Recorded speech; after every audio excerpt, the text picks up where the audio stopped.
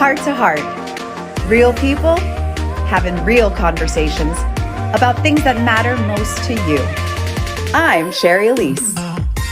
I'm Cyrus Webb. I'm Rich Oceguera. I'm Patrice Tanaka. And we are Heart to Heart.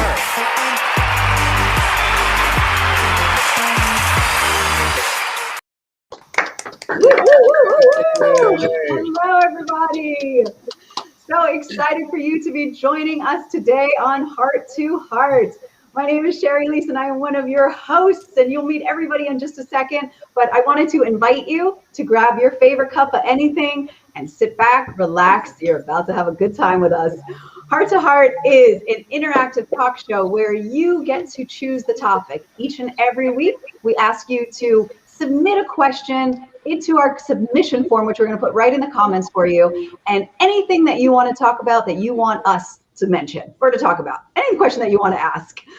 So this week we had some amazing questions that came in from you guys, and we're going to reveal halfway through the show which question is waiting for us in the vault. So these are the questions that came in. First, why do people hate and judge instead of trying to understand with compassion and an open heart? Thank you, Amy.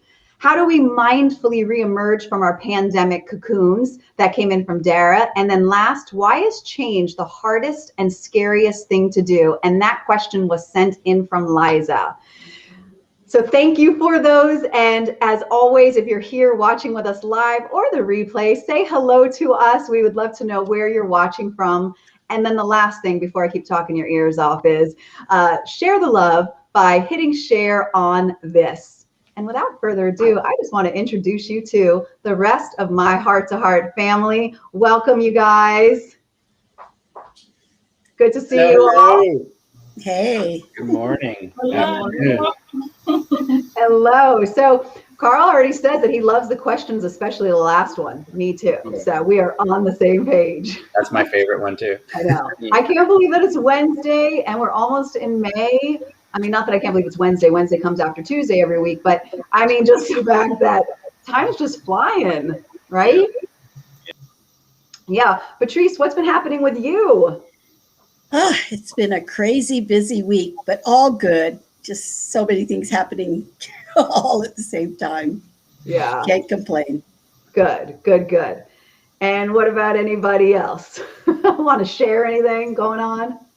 I'll share. So I don't know if the third question is going to get picked out of the vault or not, but that whole thing about making change, I am in the thick of that.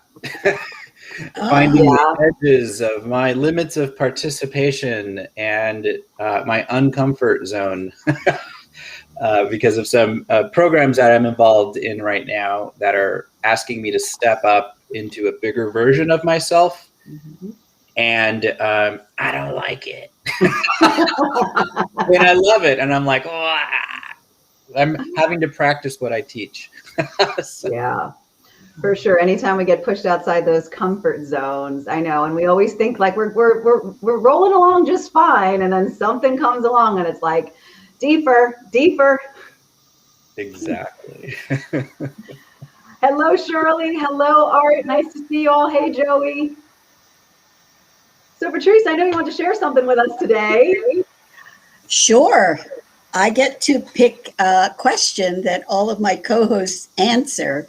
I had so many questions that I decided to give you guys a choice in the matter. Oh. So you can I'd like you to share with us what is your best or worst decision that you ever made and what you learned out of it. Best or worst. If you want to give both, that's fine. So who wants to start first? Yeah. I need a minute to think about it because I think I probably have a list. Yeah, exactly. Cyrus, how about you? Best? Okay, I'm sorry. I was muted, so I was trying to wait till I was muted. I could never hear you at a last word. So I didn't want to jump in and you couldn't hear me. No. Well, you know, I think for myself, probably the best thing for me has been not feeling like I had to have a certain education to do well at my job. When I first got into broadcasting, I was told I wouldn't make it, that I didn't have a degree, I didn't have any connections, the show wouldn't be successful. And I think the best thing for me was just to listen to my gut, and just to follow my heart. And that has proved to be the great thing for me. Yeah, that's perfect. I love that. Yes. All right. I'll go. Who's next? Rich. I'll go. Yeah, And by the way, sorry, I don't mean to cut everyone off. We'd love to know that those of you guys that are watching right now, share with us like your best or your worst decision that you've ever made and why. We'd love to know. Yes. We'd love to hear from you people. So put them in the comments. I have a long list too. But what came to mind while Cyrus was speaking is, I grew up in LA, but I've lived in San Francisco, Chicago, New York City, and now San Diego. And I think one of the best decisions I ever made was maybe when I was about 22, and I decided that I would just move to San Francisco from LA, which is not so far technically, but for me and, in my family, that was like, what? You're moving where? And to just leave, to a completely different culture, was very scary, but it opened my eyes to just the rest of, to a life outside of my bubble. And then that led me to Chicago, which was a whole other bubble. And then from there to New York City, an entirely different bubble. And every time I got stretched and pushed and grew. But along the way in Chicago, I hadn't gone to college either, Cyrus. Long story, but I didn't get to go to college right out of high school. I had to start working right away to literally stay alive. And in Chicago, I was, 26. I went to college and got my degree in television production. And that would never have happened if I stayed safe, just status quo living in Los Angeles. That's great. So you push beyond your comfort zone to do that. That's Exactly. great. Shari, tell us. Well, shockingly. Oh, Tracy, go ahead. Whoever. I was going to say, shockingly, Rich and I are very similar, which we keep finding out. We're like the same person in different genders. She has better hair, though. Well, depending on the week. So for me, it's about travel as well, because I feel like I've learned the most about myself. And so the best decision I ever made was in 2013 when John, my current fiance, and I, when we had broken up, and I decided that I was going to go off to Italy by myself for the summer. I had read Eat, Pray, Love. I was so inspired by it. Yes, of course. And I had this idea that I was going to write a book about, my life. And I was calling this adventure, instead of Heal, Write, Love, Eat, Pray, Love, I was calling it Heal, Write, Love. And, this idea of sitting on sidewalk cafes and drinking espressos. I didn't know they were called doppio espressos, and wine, and just, the rolling hills of Tuscany. So long story short, my whole movie life that I imagined in my head going to Italy was nothing like that.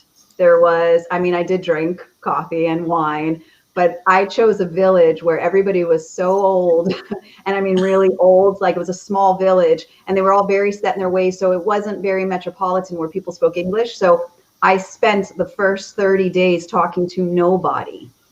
And in that time, I had to really sit with myself. And that journey through Italy, those 3 months, was the first time that I ever really connected to myself and found out, shockingly, that I'm not as extroverted as I thought, that I actually like to sit in places and watch, and I was a little shyer. But when you grow up around people your whole life and they've come to expect you to be a certain way, you show up that way. So I found out so much about myself during these 3 months. And I just had so much downtime and so much. Anyway, that's really started the journey back to myself and how the healing really began. So that decision, in a different way than what I expected, was the best one. And I wrote my book too. Yeah. Perfect. Yeah. So Tracy, now we want to hear from you. Me, yay. Okay. Yay.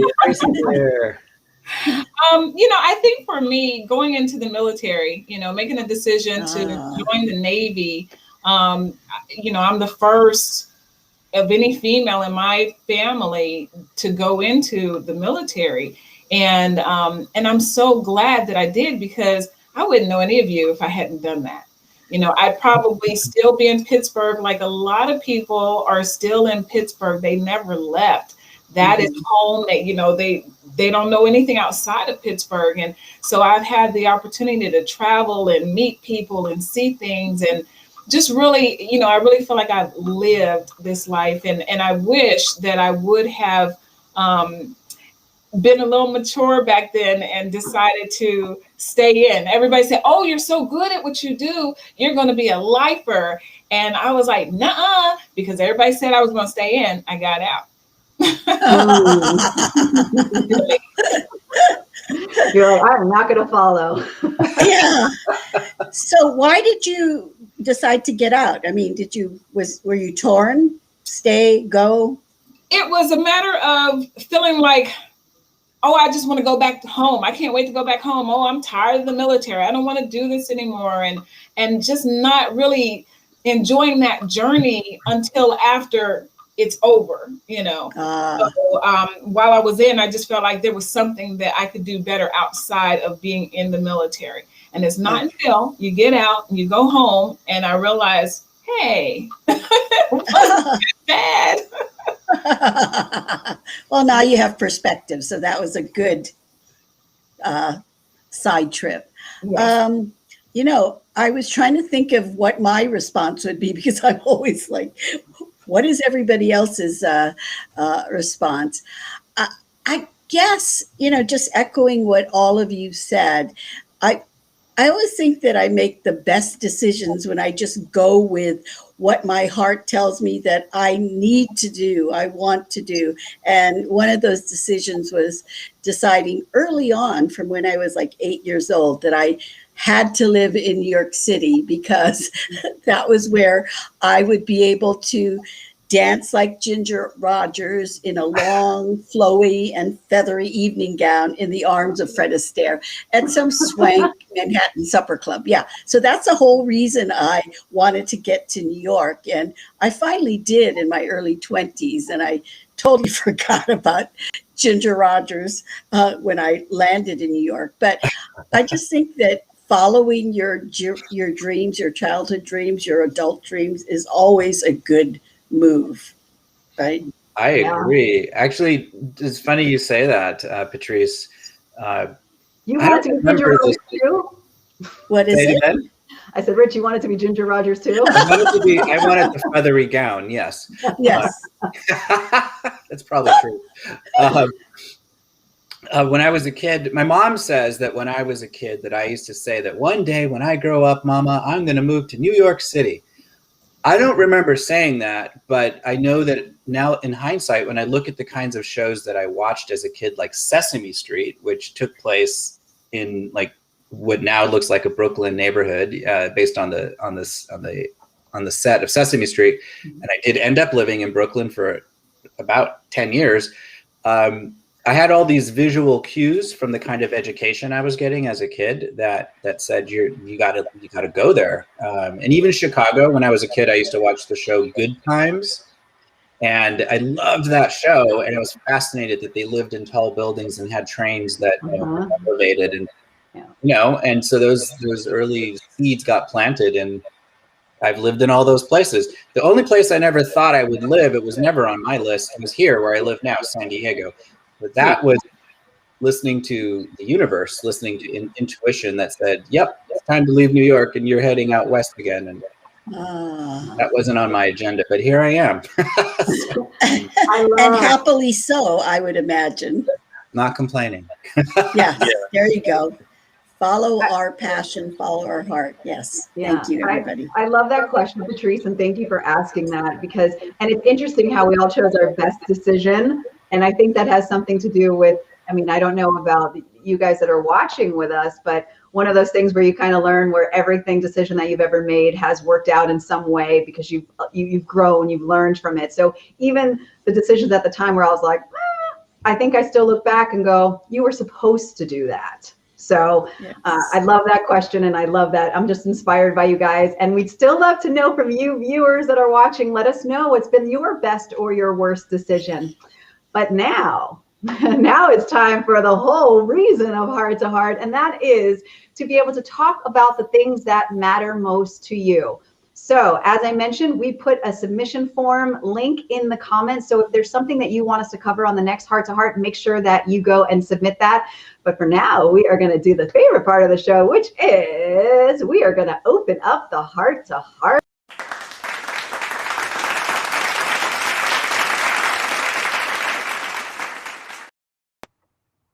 All right.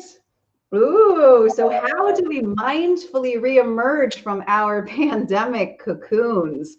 I love that image, Tracy. Thank you. And thank you for joining us in this first segment. So this is an interesting topic, you guys, because there's a lot going on, especially now. I know you mentioned this the other day, Rich, about, with all the masks, the laws now, or the guidelines. So does anybody want to tackle this topic first? Well, don't all jump at once. I don't know that this answers the question, but it's certainly something that's in my mind. It's definitely related to this question.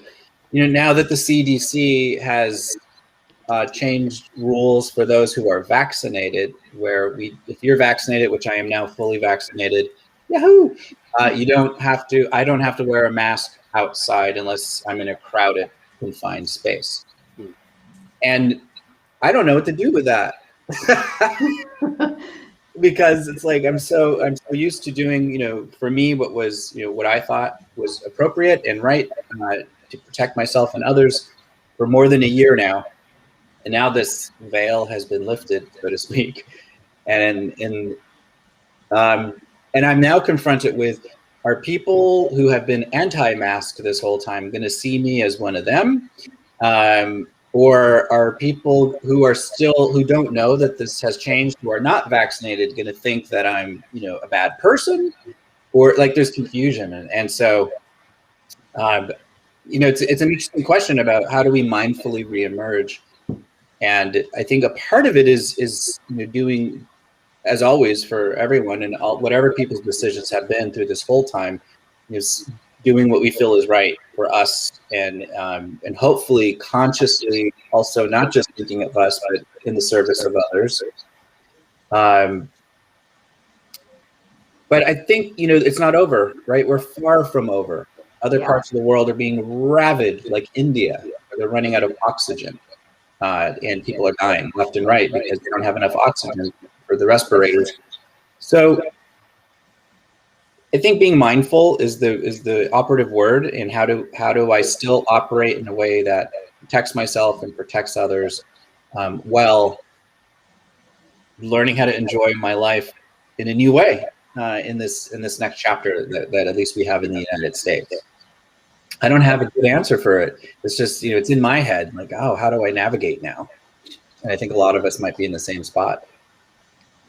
When I think about a cocoon, I think definitely about transformation. And so I've been trying to look at this myself. When I first saw that question, which I love the question, about how hopefully I'll emerge better, and how we all emerge better, hopefully. I like what you said, Rich. And I would just say, one thing I have done for myself during this past year is thought less about myself and more about others, in that thinking when it comes to the decisions that I'm making, okay, how is this going to impact my family? How is it going to impact the people around me? Because I think one thing I've learned now is that my actions can affect other people. And so I've become more mindful of that, where I used to be a person, it may surprise you to know, I just do whatever I feel like doing. But but I am definitely being more mindful now of how my actions not only can affect others, but maybe perceived by others too. So interesting, just all of this, because it's a challenging topic in the way, like I hear, mindfully. So I do think about yourself. Mindfulness is about being present here in the moment for yourself, but of course of others. Rich, I felt the same way. Like about the mask thing and how others, like, because I went hiking this morning, and now, you know, if you're fully vaccinated, you don't have to wear a mask when you're outdoors, like hiking, exercise, all that. And so I'm not fully vaccinated yet, which, by the way, I did my first dose. I know we did a show on this, and I was on the fence for several reasons, which, you know, I didn't get to get into, but I did my first dose. And there are people coming towards me, you know, with no mask. And so that was like the first thing going on in my head. I was like, are they fully vaccinated? Are they not caring about me? What is going, you know? And so I still do the same thing, like holding my breath.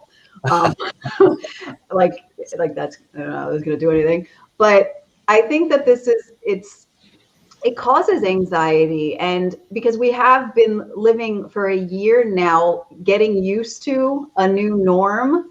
And now it's like pushing us, as Rich said in the beginning, outside of your comfort zone. And now it's like this reemergence of like back to normalcy or post whatever the new norm is.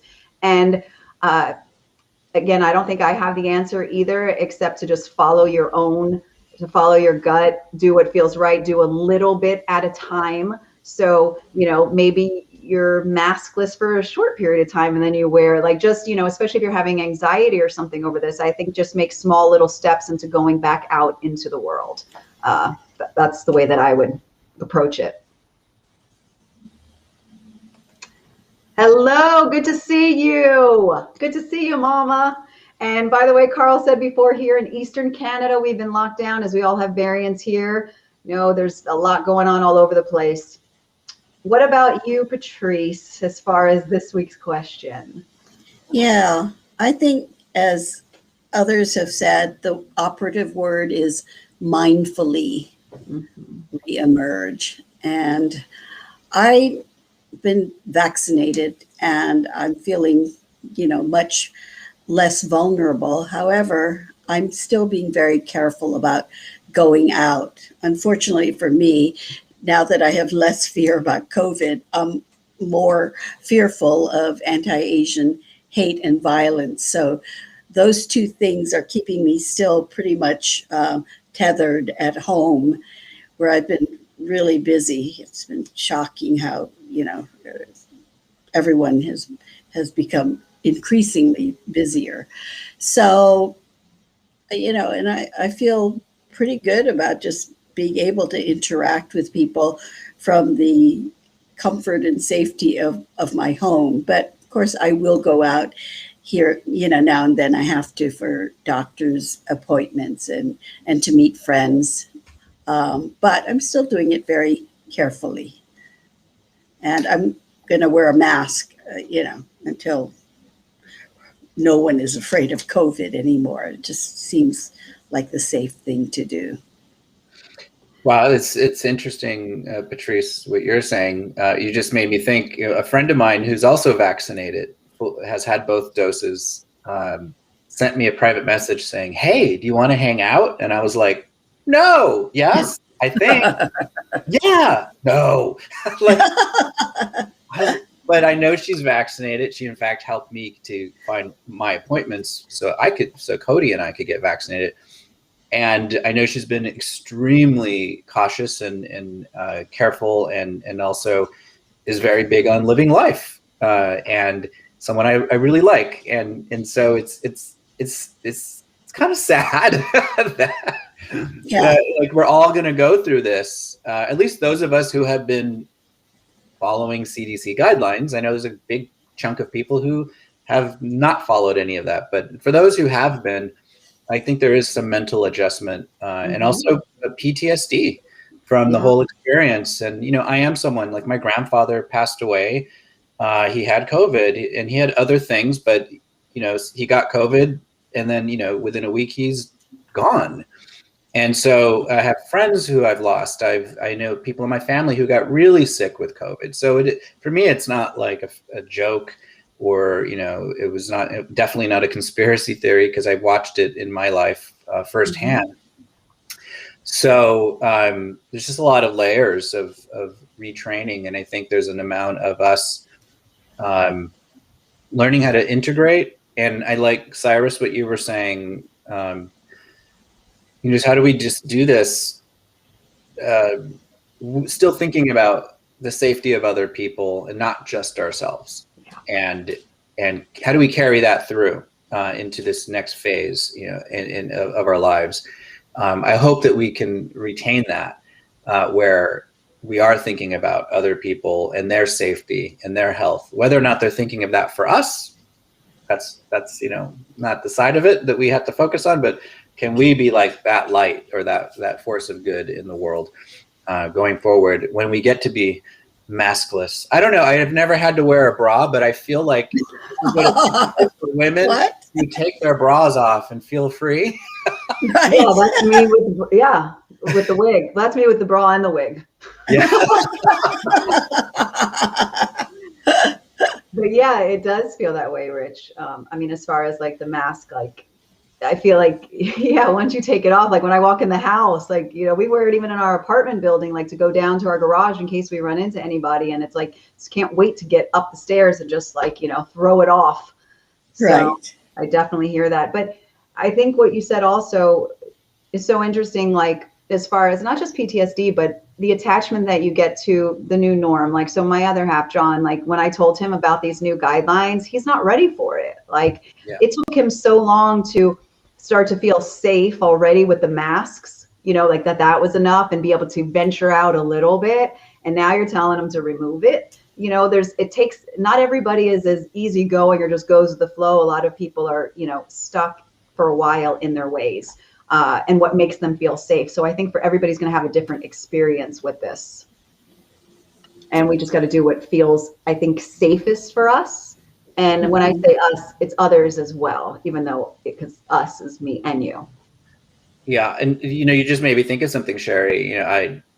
One of the things that I do now that I never did before, not to the extent that I do now, is watch the news.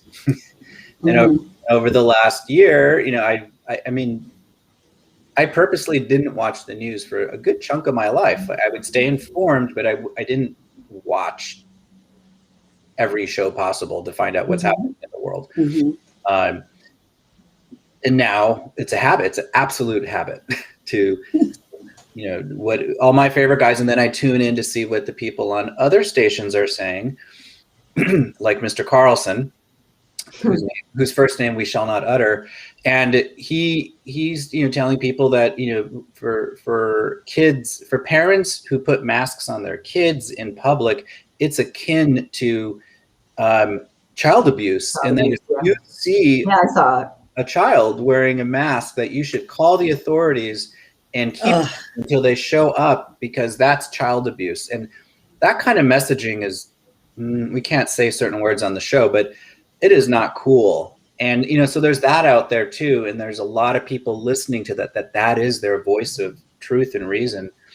And so, it's unfortunate that that's happening. And that's why I'm scared if I walk outside without my mask or wear the mask now. Is someone going to come and beat me up, as he instructed people to do, to knock us into the right, I forget how he put it, but he basically said that it's his viewers' job to knock people back into living in the country that this is meant to be, or something that had a violent undertone. And I'm like, wow. Oh my God. I know. And we're getting several comments here about, we don't know enough about the vaccine still, that, there's cases, about people still contracting COVID-19 and being able to spread it, which I think is more of a reason for more people to get vaccine, because the truth is that people who are getting it now are not getting it to the degree that they were. So while we're finding out that you could still get it, people aren't dying from it in the same way. And it's a lot less of a degree. So we're definitely not out the other side of this. And I still think, we still need to be mindful about ourselves, about one another. And that's what we hope that these conversations do, is it gets us to think and it gets us to see where we're at, maybe think a new way, maybe remember that we're all here for one another and that we have to stand with each other, show up for each other, and lift each other. So my beautiful friends and Tracy behind the scenes, it has been another amazing week with you guys. I always look forward to this. For all of you who have been watching with us, make sure that you tune in next Wednesday. And we would love to know from you, what is on your heart? What is something that you would like us to discuss on the next Heart to Heart? And maybe your question will show up in the vault. So we will see you next week on Heart to Heart. don't forget to take care of your heart and one another's. Bye, everybody.